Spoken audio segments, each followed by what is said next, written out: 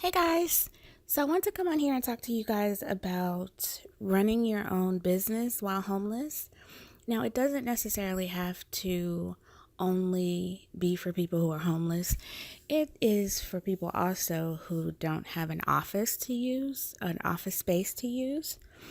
So, if you'd like to hear more about how to fake it till you make it, or just basically keeping your overhead costs low and running businesses that are primarily consulting, independent contractor type things, and small businesses while homeless or without an office. Stay tuned.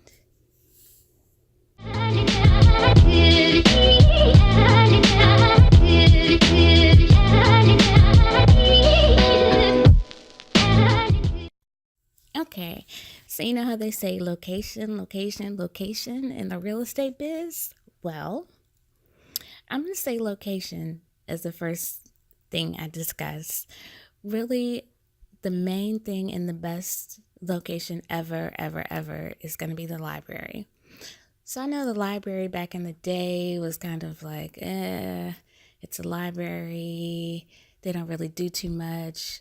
But in 2018, it's the bomb. Wait, do we say bomb anymore?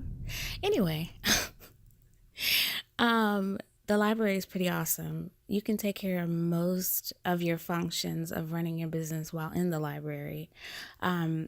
They have space usually where you can sign up for, quote unquote, rent it out or whatever, but really it's just you're signing up to use the office space to have meetings or anything like that. So that's definitely a good thing. From what I understand, though, they stay pretty booked depending upon the size of the library. So it's kind of one of those things where you would kind of plan something for farther out if you were having a presentation on something or something where you had, a good group of people and you needed to utilize being in a conference room type setting. The library is pretty awesome. Also, another good location there would be Panera Bread. Now, I've personally gone to an interview at Panera Bread. Now, I'm kind of old school, so it did seem a little strange because this particular company, it was a small company, but they did have an office. So their company was located in a brick and mortar facility and everything. However, they chose to do their interview at a different location. So today's millennials, everyone today they don't really think twice about anything. So you having any meetings or interviews or anything at like a Panera Bread would be fine. I saw several tables of people in there having meetings. You would think it was some type of company, office company or something, where everybody's having meetings at the little single tables. It was kind of crazy, but so definitely there. Also, any type of coffee shop, cafes are good to have little meetings. You can have, morning meetings with some coffee or afternoon or however quaint little kind of low key spots to go to have your meetings would be great. If you don't have something like that in the area that will work for you, actually, bookstores are pretty good, especially like a Barnes and Nobles, some of the bigger chains, but also smaller privately owned bookstores are nice. A lot of them are selling little coffees within there and things like that. It's quaint, it's kind of off the beaten path as far as traffic goes. The smaller bookstores are good to have meetings and things like that. Okay, so next up, we are going to discuss, let's see here. We are going to discuss the phones. So, obviously, now with cell phones, you are allowed to have any phone number, any area code. So you're good to go, and it doesn't really matter which one you choose. Also, there are a multitude of free phone apps, multi-line apps, so you have several phone lines for different businesses. If you run different things, if you're doing different things, you can have multi-line apps. There's some that are free, and there are some that are low cost. So I'll put a few of the top listed ones below so you can kind of see those. Or depending upon what type of business you run, massage therapy, reflexologist, etc. You can use a calling service to handle your calls, because with especially like massage therapists are busy actually working with clients, they don't have time to field a lot of phone calls and schedule and things like that. So you can actually use that if you're just a one man or woman show and you don't have anyone else working for you, with you, or whatever. So also, for scheduling purposes, they have free assistant type apps, or again, low cost. Or you can utilize something like an Alexa type functionality where they pose as your personal assistant and kind of help you kind of keep your schedule going, keep things up. But they have a lot of good apps for scheduling and things like that. So, as far as payroll, human resources, I'm a good website that I found is Paycheck Manager, and I'll put that again below.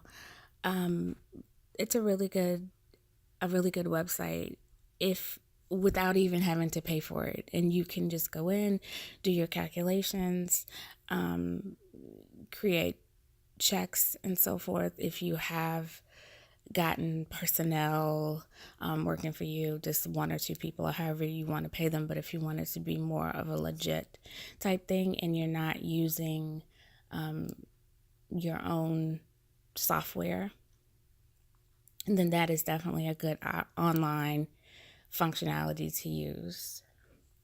So a couple of tips as far as personnel goes.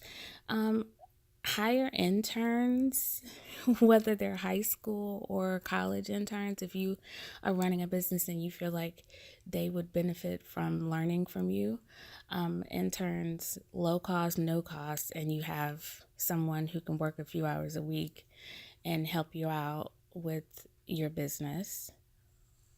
Also, if you get with your local Employment Security Commission, they always have programs where they're trying to get people back to work. And I've known of someone who utilized that particular service. I actually was working with her as a consultant for administrative tasks, and I had to meet with someone from the Employment Security Commission, tell them that what kind of company it is, what kind of people we're looking for, and you can kind of get low cost personnel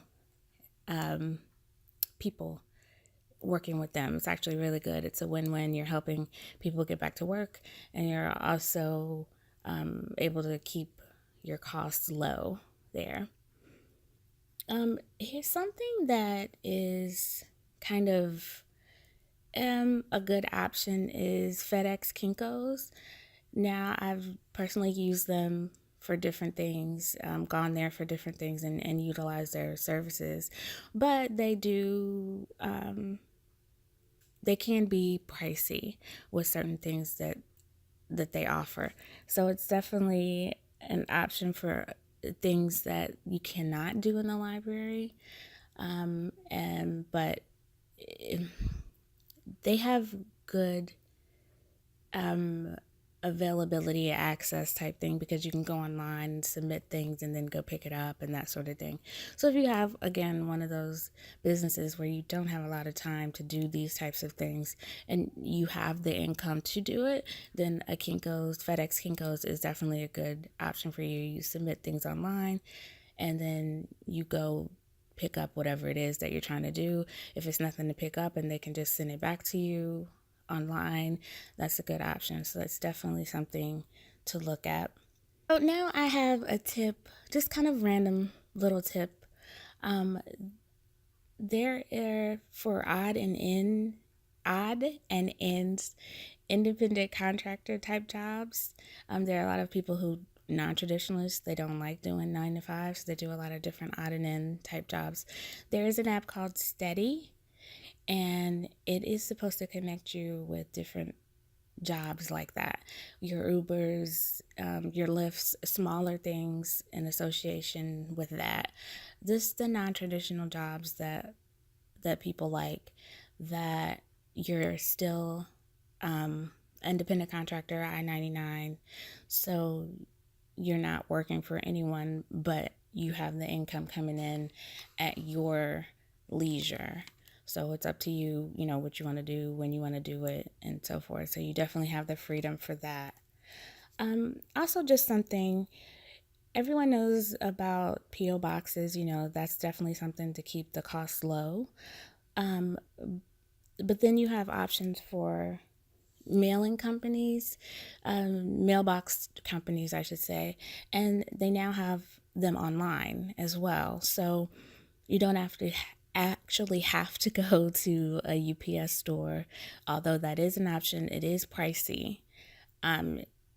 The bigger the box, obviously, the more it costs. And if you plan on getting packages, things like that, that definitely is a pricey option. But here again, it depends on what you're doing, what you need. And of course, that would be up to you, but that definitely is still an option. But just for lower cost, they do have them online now, and they have physical addresses. So no one would know any different if you chose to use that as your company address. So that's definitely something as well. So I do believe that that's all that I have for you guys. It was just a quick kind of come on. I thought about it while I was working on something else, and I just said, well, let me just go ahead and throw this out there. That's very helpful to others. One of the unorthodox option is renting out a small office space and living/working in the little office that you have. I think when I was younger, I went and interviewed at someone's office, and he might have been living out of it. He had a lot of clothes everywhere, and I didn't think about it. I thought maybe, you work long hours, you need to change clothes or whatever, but the type of office building he was in, they were similar to apartments where you walk in one door and it's kind of an open thing, and there might be an office, but then it's mainly like you're in like a living room type setting for a small business owner. So that is an option. And you can live/work in there if you actually want to have a physical location for your business that will kind of keep things low cost. So again, that was all I have for you guys today. I hope everyone's having a great day and everything is working out for you guys. If you find this channel helpful at all, please comment, like, subscribe, and I do have an option for Patreon. So that's all for now, guys. I'm Kiki, and that's what's really going on in the streets. Remember, be the change you want to see in the world. I love you guys. Go forth in love and light. Namaste.